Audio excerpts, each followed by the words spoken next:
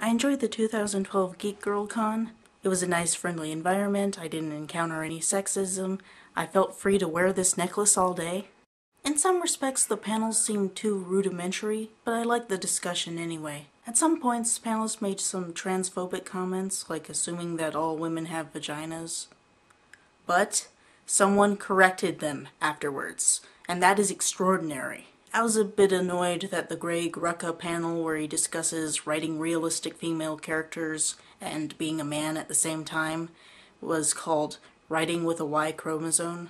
Honestly, the Geek Quality and Misogyny Online panels were awesome for recognizing the existence of trans people. The Make Me a Sandwich panel on online harassment was pretty interesting, and I got to meet Anita Sarkeesian afterwards.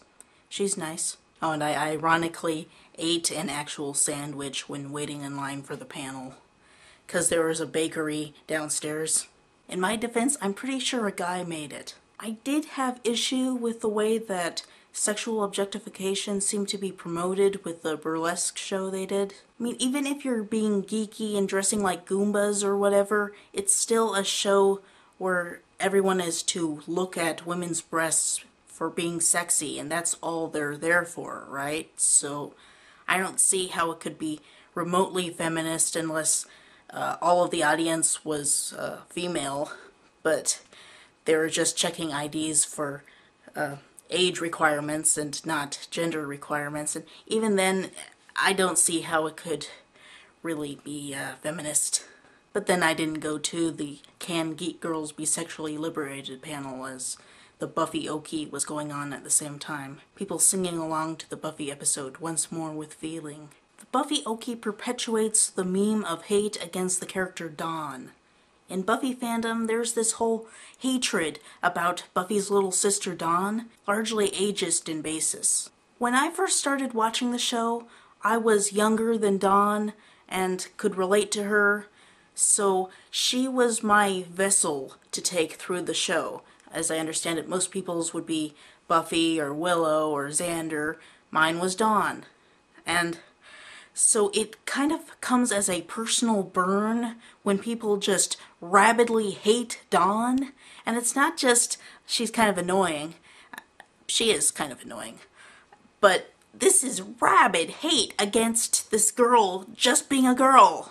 At the Buffy Oki shows, there's these gimmicks where you shout things out or do funny things when characters do certain things. And at a lot of the Buffy Oki shows, when Dawn opens her mouth to say anything, you would shout, "Shut up, Dawn!" Because Dawn, a girl, can't say anything, right? Now, at Dragon Con last year, the organizer said, "Hey, I like Dawn. Be nice to her." And I thought that was cool, but the audience didn't seem to respect that. There were people shouting that Sweet, the demon antagonist, should marry Dawn against her will and take her back to hell to rape her. And it was rabid hatred shouted out, and it reminded me of Andrew shouting to Warren to kill Buffy. Kill her! Kill her! And I'm sure that Joss wrote the trio to criticize misogyny and geekdom, so it's a bit ironic that Buffy fans should follow that trend. At Geek Girl Con, they said that you can't just shout, "Shut up, Dawn," but they wanted to vent the anger by having "Shut up, Dawn" be allowed in two specific circumstances. One is when she betrays to Sweet that Buffy, her sister, is the Slayer. The Slayer? I don't really see how that's a problem. So Sweet speeds up his confrontation with Buffy. So what? That just means that less people burn to death. I mean, he doesn't really accomplish anything with that knowledge. And the other time is when she betrays to Tara that Willow has been manipulating her. I mean, yeah, there's this sweet lesbian romance between Tara and Willow that is celebrated by gay fans, and fans of gays, and fans of sweet women interacting, and then Dawn comes in and messes that up by telling this abused woman that her partner is abusing her. Yeah, that's a big crime. I mean, seriously, it is abuse. That is the plot. Willow is abusing Tara. The spell, under your spell. I'm under your spell. It's a double meaning. I'm under your spell. God, how can this be? You're supposed to feel disturbed when she says, Nothing I can do. You just took my soul with you. You worked your job so well. it is just like in Dollhouse when Nolan rapes Sierra by having her sent to the dollhouse and have her mind erased and replaced with an imprint that would love him and have sex with him. That is exactly what Willow is doing, just with magic. What, because she's not an ugly-looking man, suddenly that makes it okay? In the very next episode, Tara says to Willow that Willow violated her mind. Tara, I didn't mean to. To what? Violate my mind like that? Violate you. And you know, violated, that's TV code for rape. Yeah, in the Geek Girl Con Buffy you celebrate Tara's orgasm when Willow has sex with her at the end of Under Your Spell. There's these bottle cap things that are set off, make this loud popping sound.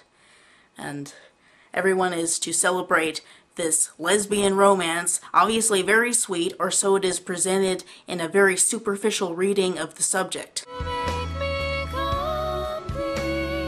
Willow becoming manipulative and abusive is her arc for the season. This was started in the first episode of the season when she said to Giles that, I'm very powerful, and maybe it's not such a good idea for you to piss me off.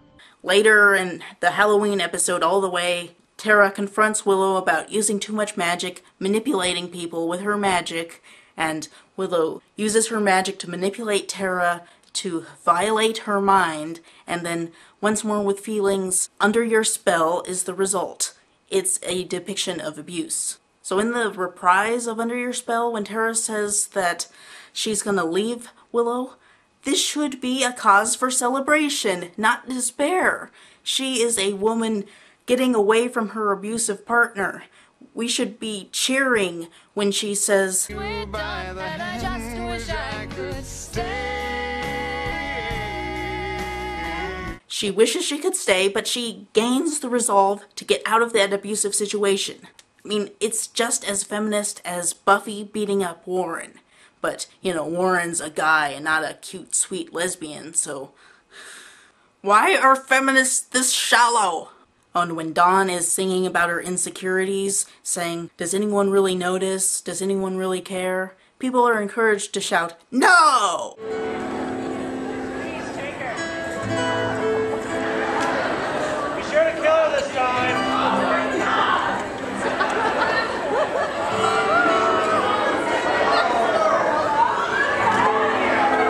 Does anybody even know?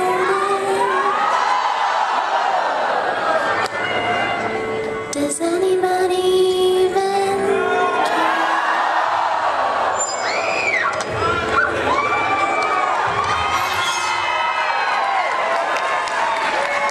Yeah, because acting out the bullying of an insecure girl who feels neglected and has a history of self-injury is just a perfect feminist thing to do, right? I mean, it's not like there might be a chance of insecure girls with history of self-injury in Geek Girl Con, could there?